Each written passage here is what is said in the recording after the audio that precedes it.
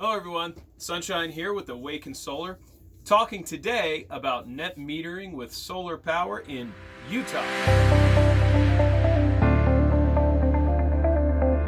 Utah's a beautiful state. It has a large LDS community, a lot of beautiful mountains, and a lot of sunshine. It averages over 5.2 hours of sunshine per day. So if you're in the 80% of Utah that is served by Rocky Mountain Power, you have a great net metering program.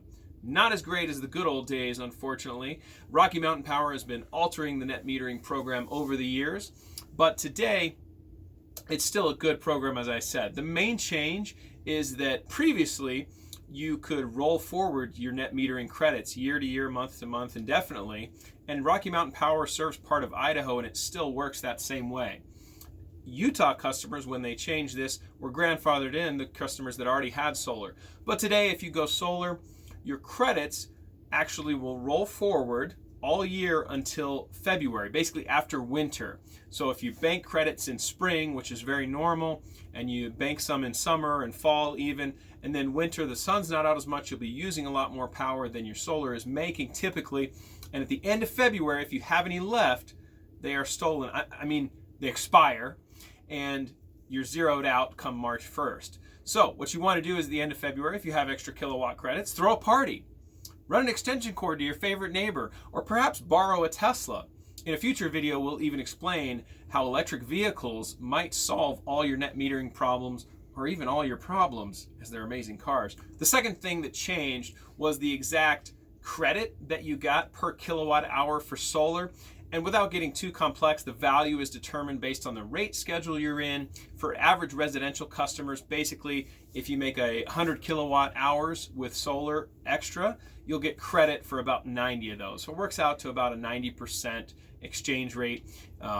Without getting bogged down in the weeds, it's still a really good program because you get to carry a lot of credits from spring into winter to have solar power all year long. So if all that isn't complicated enough, Rocky Mountain Power also serves part of Wyoming, and in Wyoming, it's a lot different. For every kilowatt credit that you have at the end of the year, you will get paid for that, but it's at a wholesale rate, which is currently around 3 cents per kilowatt hour, which is a very low rate for electricity. So again, in certain states, in certain areas, you will get money back, but it's not always as good of a deal as just net metering and letting those credits carry forward at the retail value. So that's solar in a nutshell in Utah. If you're in the 20% of the state that's served by a smaller utility or a co-op or something else, please let us help. We want to make sure that you're getting accurate information when it comes to going solar.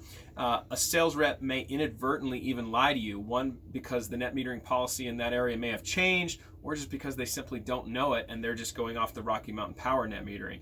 And even if they are, let us help you go solar.